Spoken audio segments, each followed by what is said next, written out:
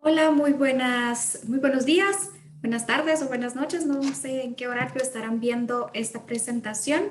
Mi nombre es Gabriela Monroy. Yo soy de formación psicóloga, máster en programación neurolingüística y actualmente terminando de formarme como terapeuta gestáltica. He tenido el honor de compartir algunos cursos en la maestría de abordaje psicológico en trauma y violencia sexual, entre ellos el curso de género, violencia, abuso y poder más recientemente. Gracias a Claudia Lucía que me ha invitado a compartir a través de este espacio con personas que se están empezando a formar en la carrera de psicología. Así que sean todas bienvenidas y bienvenidos. La idea hoy es poder desarrollar en 30 minutos, un poco más, 30, 40 minutos, algunos conceptos básicos sobre feminismo y por qué es importante que personas que están empezando su formación en psicología puedan comprender qué es o puedan acercarse a los feminismos con una mirada de investigación, con una mirada científica y sobre todo con un interés en conocer cómo se vincula la psicología con los feminismos, si son compatibles, si no lo son, se puede trabajar con víctimas de violencia, se puede trabajar con niñeces y adolescencias sin tener un enfoque feminista o al menos un enfoque de género, ¿verdad? Como la idea es dejar las inquietudes para que ustedes puedan acercarse un poco más a esto. Entonces, la idea de hoy es desarrollar algunos conceptos básicos sobre qué es feminismo, olas de feminismo y algunos conceptos que el feminismo ha desarrollado para explicar, analizar y transformar la situación de las mujeres. Bien, entonces lo primero que tenemos para decir es que el feminismo, voy a hablar primero en singular, ¿sí? Y voy a explicar más adelante por qué también se habla en plural del feminismo o se habla de feminismos. Definir el feminismo es en sí mismo contrario al concepto, ¿sí? Porque el feminismo surge primero, como un discurso basado en la justicia social, como una filosofía, como una epistemología, como una teoría y sobre todo como una práctica política. En todo momento articulada por las mujeres, que tras analizar la realidad que viven, toman conciencia de las discriminaciones que sufren a causa de ser mujer, se organizan y buscan transformar la realidad. Una de las principales aportaciones del feminismo es que cuestiona el método usado y validado universalmente para la generación de conocimiento, ¿verdad? El bendito método científico, ¿sí?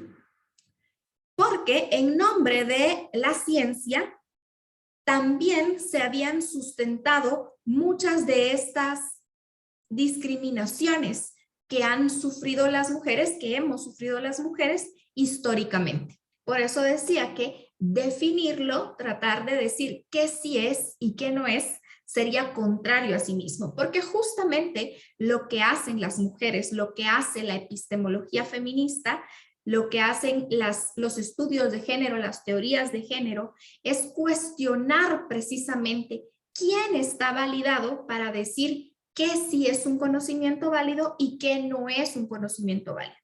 Y considera justamente este tema de quién sí está validado para decir qué es un conocimiento, es parte del problema y parte de la exclusión y opresión que viven las mujeres, porque históricamente a las mujeres se les ha negado o limitado el acceso a las áreas científicas. Así que mucho de lo que conocemos como ciencia, mucho de lo que conocemos como psicología es pensamiento y creación, mucho de ello de hombres, ¿sí? Algunos conocimientos de mujeres que son rodados, que son tomados por hombres y que son pasados también por a su nombre, pero a las mujeres se les ha limitado el espacio en la ciencia. Entonces, definir qué sí es y qué no es feminismo sería contrario. Justamente el feminismo, al ser un discurso basado en la justicia social, lo que promueve es que todas las personas somos capaces de generar conocimiento y este conocimiento puede validarse, este conocimiento puede reconocerse como un conocimiento diversificado y como un conocimiento situado, no como un conocimiento universal que trata de meternos a todas las personas obviando las diferencias que hay principalmente por sexo, por género, por condición de clase, por raza, ¿verdad? Obviando estas diferencias y queriéndonos universalizar a todos y a todas bajo un mismo concepto, que en sí mismo no sería un problema si este concepto bajo el que se nos busca estandarizar a todas las personas fuera el concepto de el hombre blanco heterosexual, ¿sí? Si ustedes tienen duda con esto, solo les invito a pensar en la portada de un libro de anatomía. Regularmente la silueta que va a estar dibujada como una portada es la silueta de un hombre. Si ustedes piensan en una lámina ilustrativa de la evolución del hombre, va a estar ejemplificada por un hombre, empieza por un mono y termina en un hombre barbado, ¿sí? Porque hay imaginarios de qué sí es válido y qué no es válido, y las mujeres no hemos estado representadas, y al no estar representadas hemos sido consideradas como no válidas. Entonces, ¿por qué hablamos en plural?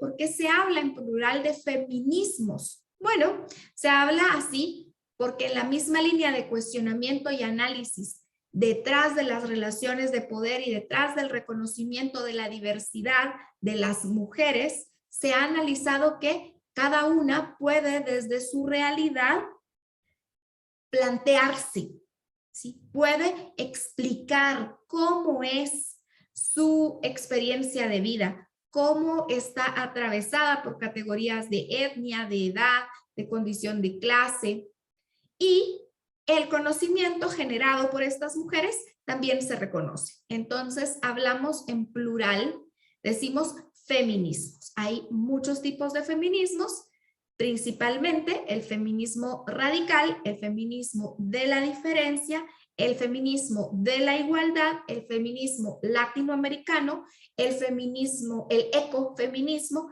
y más recientemente el ciberfeminismo. ¿Qué tienen en común estos feminismos?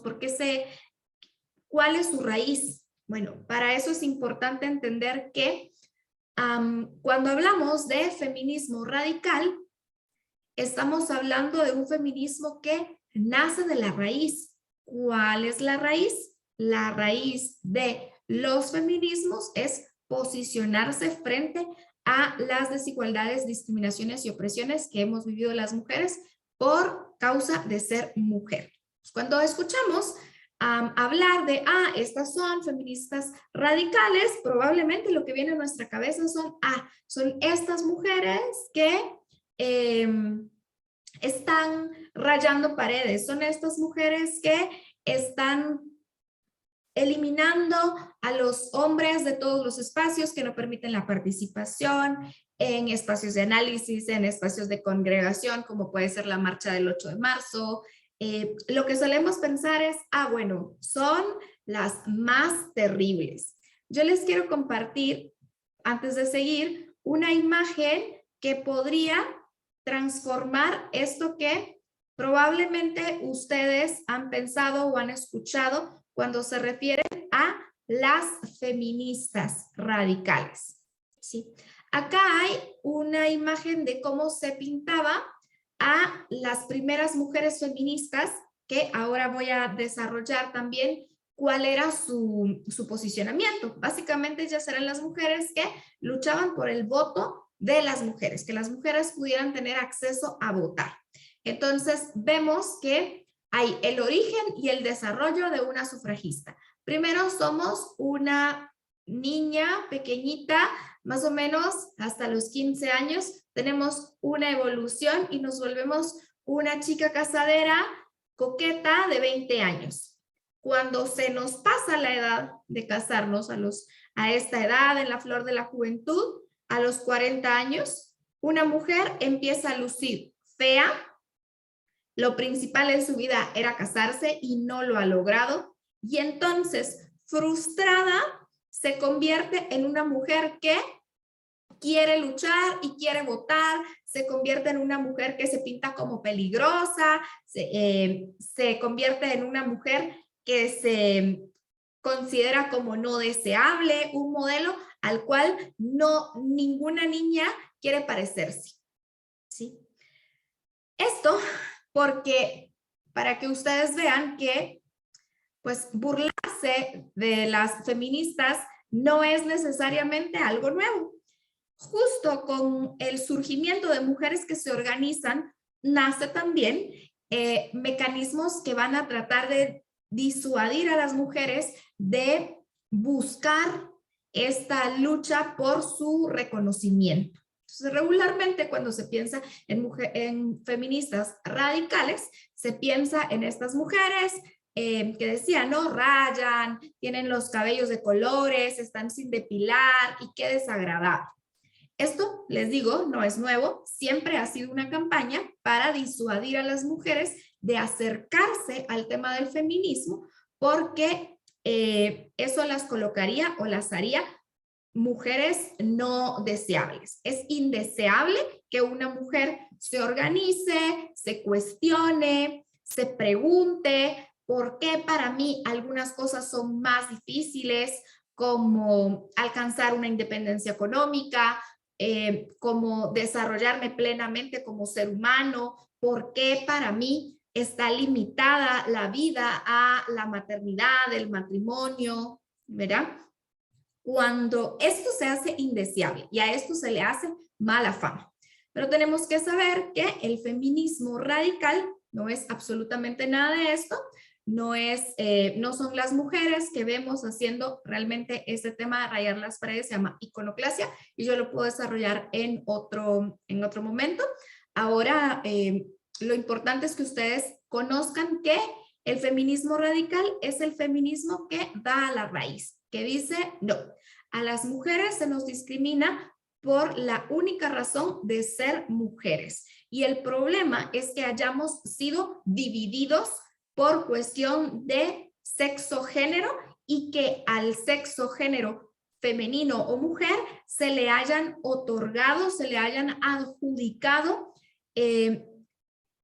tareas específicas y que se les haya limitado a ese espacio, ¿sí? Por otro lado, las feministas de la diferencia, ellas reconocen que somos diferentes que los hombres. Esto tiene una crítica, ahí surge un concepto que se llama androcentrismo, porque el androcentrismo es colocar al hombre como medida de todo. Entonces, nosotras somos reconocidas como diferentes. ¿Diferentes a qué? Diferentes a la medida. ¿Quién es la medida? El hombre. Las feministas de la diferencia reconocen que somos diferentes, ¿sí? Y trabajan porque esa diferencia no sea la razón por la cual se nos discrimine. Luego surgen feministas de la igualdad. Ellas entienden la realidad, explican la realidad a partir de que no es verdad. No somos diferentes, somos iguales en condiciones y por lo mismo debemos ser tratadas de la misma manera que los hombres. El ecofeminismo va integrando y diciendo, así como las mujeres hemos sido discriminadas por una condición de mujeres, hay otras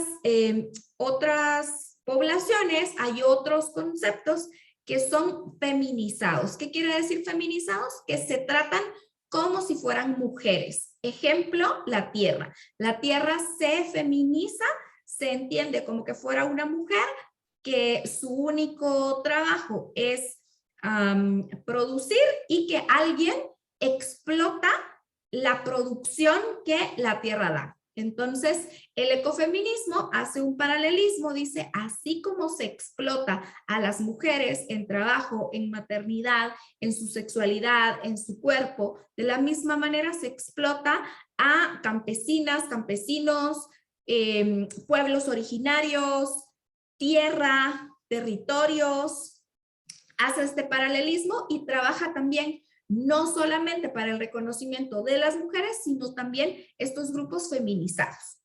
Y el ciberfeminismo, que es algo más reciente, que tiene que ver con el desarrollo de tecnologías y que también el espacio virtual, también el espacio de internet, también el espacio de redes sociales, se ha convertido en un lugar a donde las mujeres, algunas, tenemos el privilegio de acceder y también en ese espacio sufrimos de violencia por el hecho de ser mujeres. Entonces, las ciberfeministas usan el espacio virtual para hacer este trabajo de posicionamiento, de información sobre violencia, prevención del acoso en la web. También trabajan por el tema de la protección de la intimidad, la protección de los datos y de la información sensible de las mujeres y también pues por el acceso a que más mujeres puedan tener, valga la redundancia, acceso a la red, ya que dejarles fuera es una forma de seguir obstruyendo su progreso y su desarrollo. Esto es como a grandes rasgos. ¿Y de por qué hablamos de feminismos? El común denominador que tienen todos los feminismos, que todos son válidos, que no hay un grupo de mujeres feministas que se adjudique la autoridad del feminismo y que diga, lo que dicen las de la diferencia no es, lo que dicen las de la desigualdad no es, lo que dicen las ecofeministas no es. Cuando no hay este lugar, esta autoridad que diga qué conocimiento no es válido, todos los conocimientos se convierten en algo válido porque parten de una realidad, de cómo atraviesa a esas personas su realidad y sobre todo nadie se toma el lugar de otra o de otro para explicar, que es como se ha explicado la ciencia desde siempre, ¿no? Un hombre blanco heterosexual explicando cómo funciona la psique de las mujeres. Por eso éramos consideradas histéricas por el padre de la psicología, Sigmund Freud, ¿no? Por eso somos muchas de las partes de nuestro cuerpo, llevan nombres de los médicos que descubrieron cómo funcionaba nuestro cuerpo. Las mujeres se han posicionado frente a esto, han dicho, hemos sido invisibilizadas en la historia. Esta es una forma de oprimirnos porque no podemos hablar ni siquiera con propiedad de nuestros cuerpos, descubrir cómo funcionan. Han sido patologizados, es decir, tratados como enfermos porque son hombres que no tienen nuestro mismo cuerpo, que no tienen el mismo funcionamiento, que no saben cómo es, los que están explicando. Entonces el feminismo da un espacio a todas las personas para que todas las personas puedan hablar desde su realidad, desde lo que a cada persona le atraviesa, le afecta y también cómo quiere posicionarse frente a esto, ¿sí? Bien, las mujeres, hasta acá voy a dejar por qué hablamos en plural de feminismos, qué es el feminismo, para poder hablar de 5 conceptos que han desarrollado las mujeres para explicar las opresiones, para explicar las discriminaciones, para analizar la realidad y buscar transformarlas. Y por la creación de estos 5 conceptos es que se considera a los feminismos también no solamente un discurso o un posicionamiento de justicia social, sino también un posicionamiento epistémico. ¿Qué quiere decir epistemología? ciencia de la ciencia, ¿sí? Las categorías para analizar la realidad ya están dadas. Las mujeres lo que hacen es generar otras categorías para explicar la realidad, porque en la realidad que vivían no habían conceptos para explicar lo que a ellas les estaba pasando. Estos 5 conceptos importantes para entender cuando se habla de feminismos son patriarcado, género, androcentrismo, sexismo y machismo. Yo voy a definir rápidamente qué son, en qué consisten y con esto me voy a detener acá. Por género, que es algo que vamos a escuchar frecuentemente cuando se habla de feminismo, por género vamos a entender en su sentido más amplio a una clasificación que se hace por las características que comparten elementos. Es decir, hay elementos que comparten una génesis, que comparten una forma o que comparten una característica similar y en conjunto estos elementos se conocen como género. Por eso es que utilizamos la palabra género, por ejemplo, para hablar de música, ¿sí? Los géneros musicales comparten una característica, ¿no?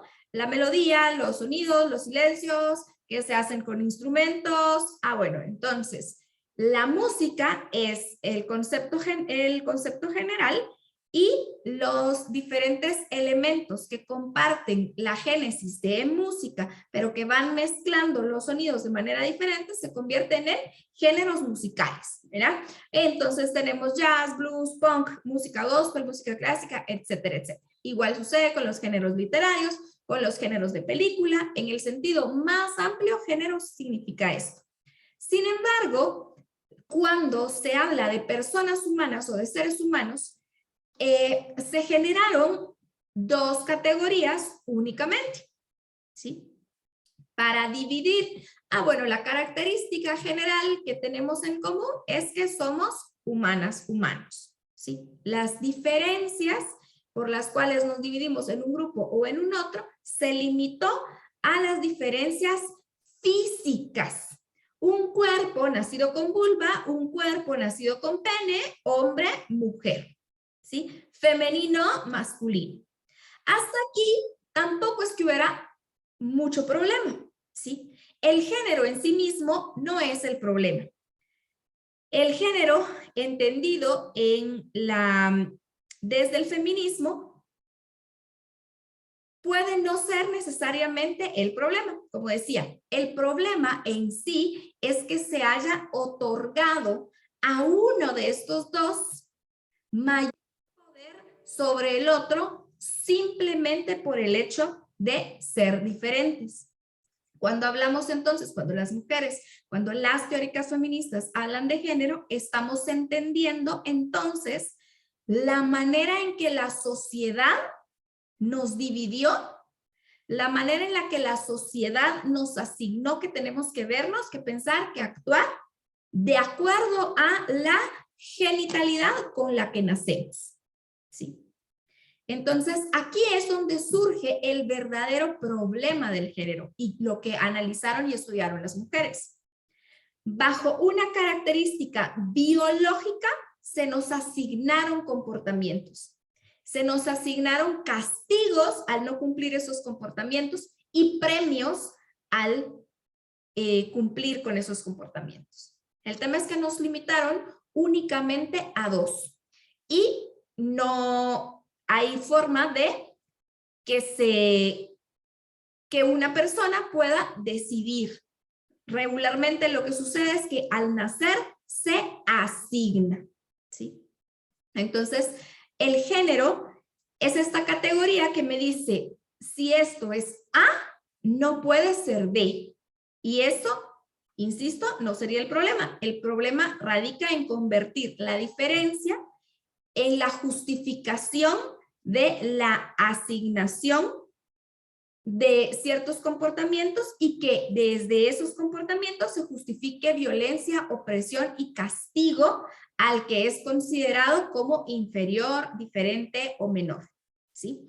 En este caso, a las mujeres. Entonces, Las feministas hicieron este estudio, hicieron este análisis y dicen el problema, esto que nos pasa, ¿sí? El ser tratadas como diferentes por ser mujeres es un problema que generó, valga la redundancia, el género, esta división asignada.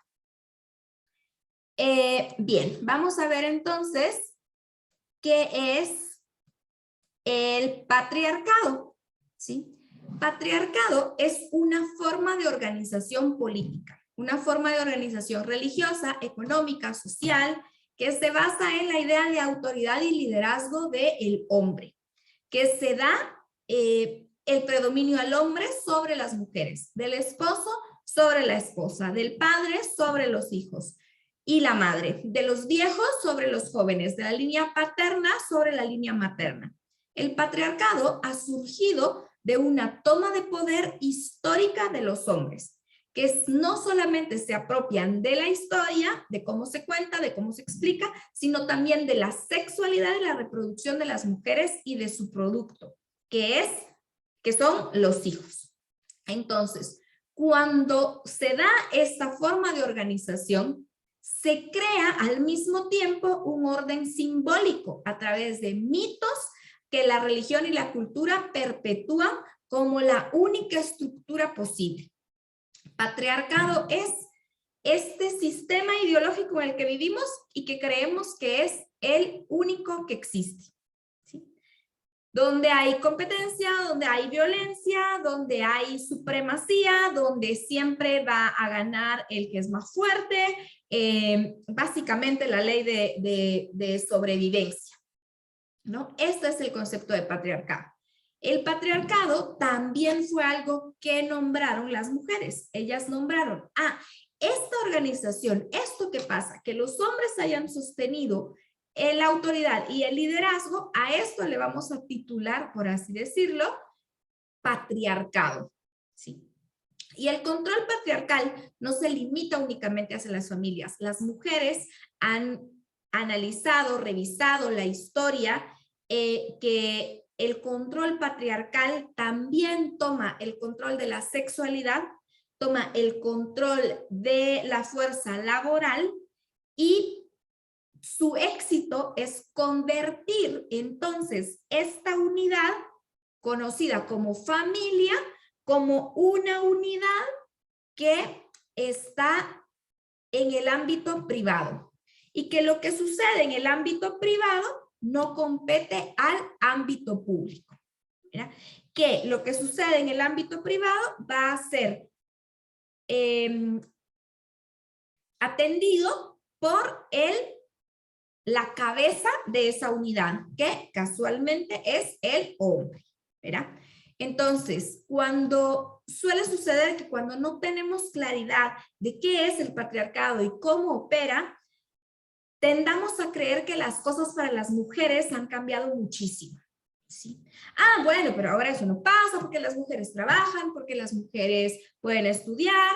Siempre hay una pregunta importante que hacerse. ¿Qué mujeres? Y también hay un cuidado importante que tenemos que tener, que es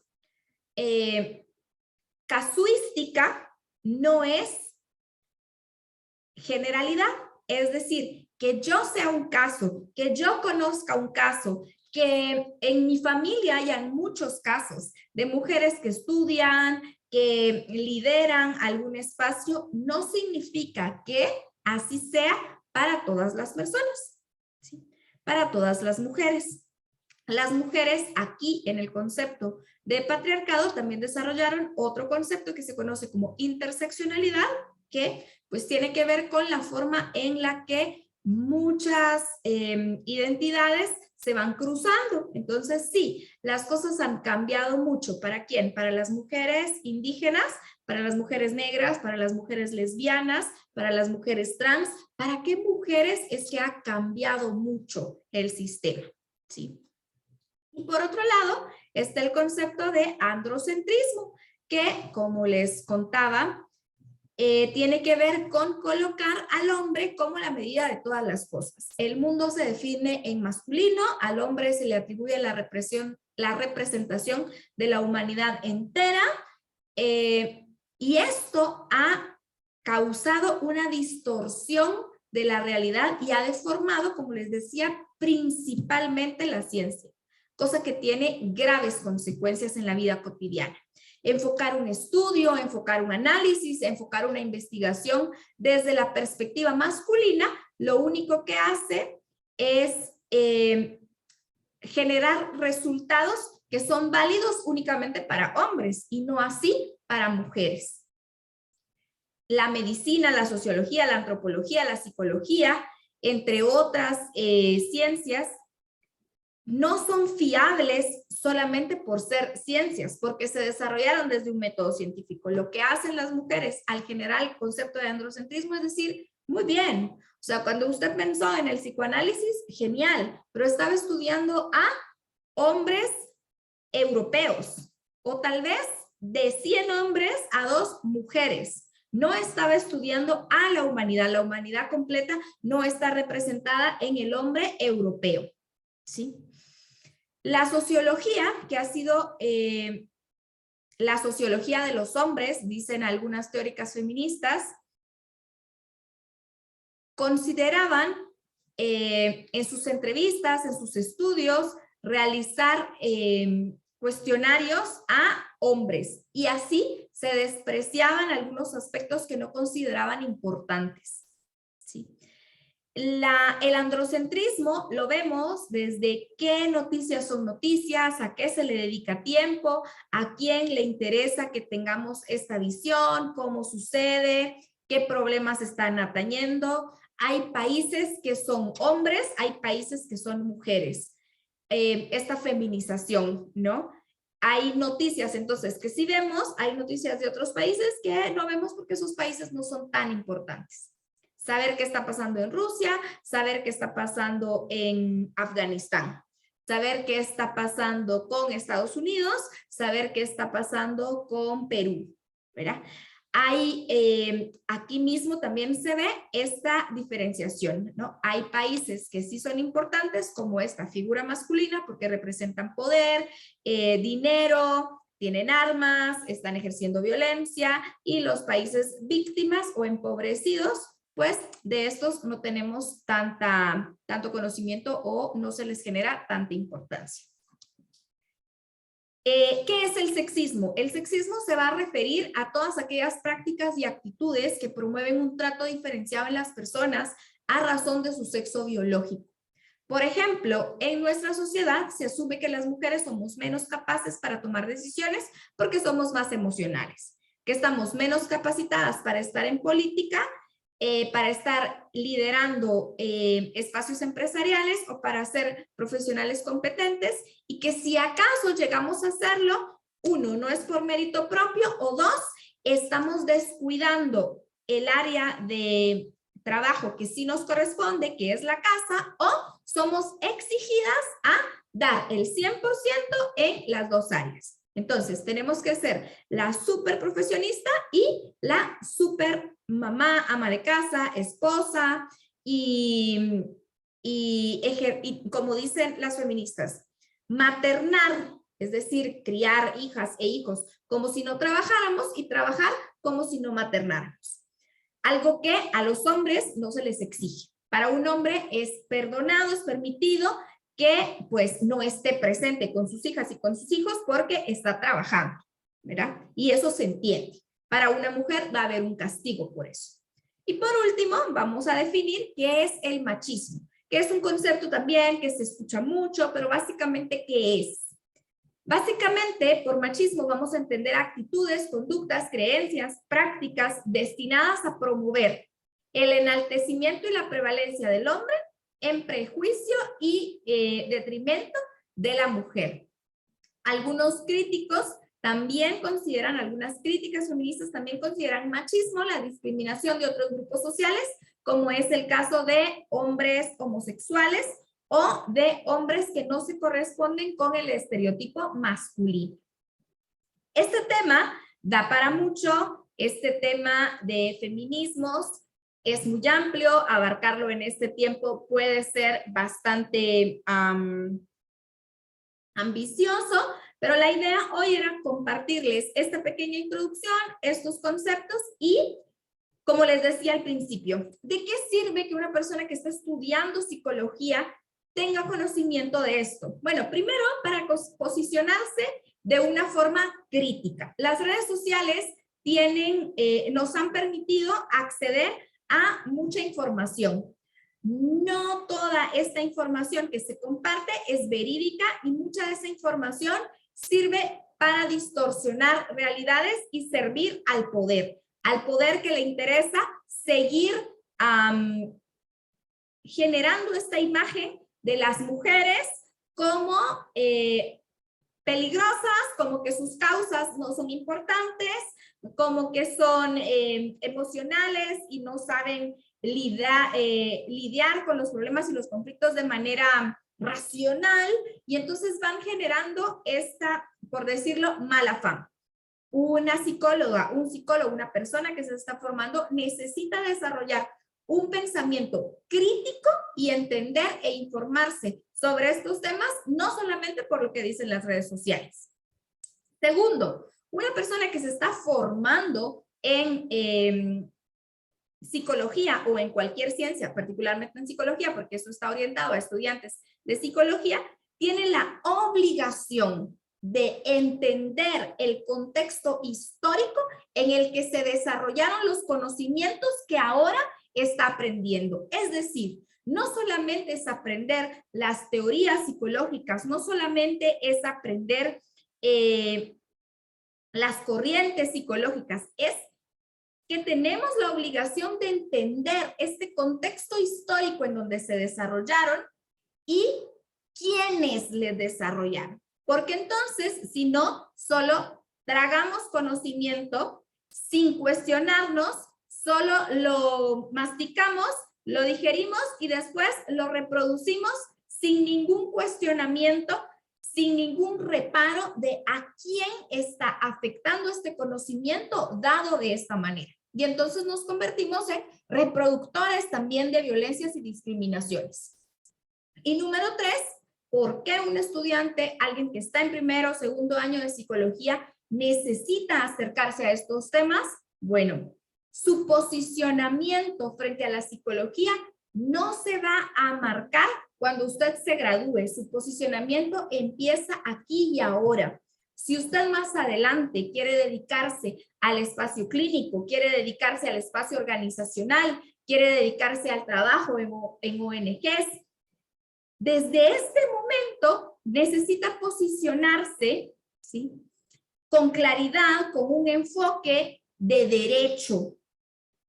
Y los feminismos, el trabajo de epistemología que han generado las mujeres, ha sido un trabajo que ha sumado y dado las bases a mucho del trabajo con enfoque de derecho que hoy por hoy se realiza. Entonces, estamos obligados a comenzar a posicionarnos. Si yo me estoy proyectando para atender víctimas, si yo me estoy proyectando para atender niñeces, adolescencia, es importantísimo que yo desde el principio de mi carrera comience a nutrirme y a conocer enfoque de derecho y las mujeres, y el aporte de los feminismos es fundamental para eso. Si yo no quiero incorporar en mi práctica un enfoque de derecho, estoy en, valga la redundancia, todo mi derecho. Sin embargo, también estoy en toda la obligación de entonces hablar con claridad y decir cuál es mi posicionamiento frente a los derechos, ¿sí? Y que no necesariamente estoy capacitado o capacitada para trabajar con personas desde ese enfoque. Porque querer atender a personas víctimas sin un enfoque de derecho y sin asumir que no lo tengo, se puede convertir en una revictimización y eventualmente en un delito y en algo que compromete su profesionalismo y que compromete el profesionalismo de los gremios, ¿sí? Entonces, no es para que usted se convierta, tenga que estar obligado a tener esta perspectiva, sino para que la conozca y para que pueda defender por qué sí la tiene o por qué no la tiene y que lo pueda asumir con responsabilidad y con claridad. Yo me voy a detener aquí. Ha sido un gusto poder compartir con ustedes este mini espacio y quedo a la disposición y que la vida nos vaya encontrando por ahí. Un abrazo.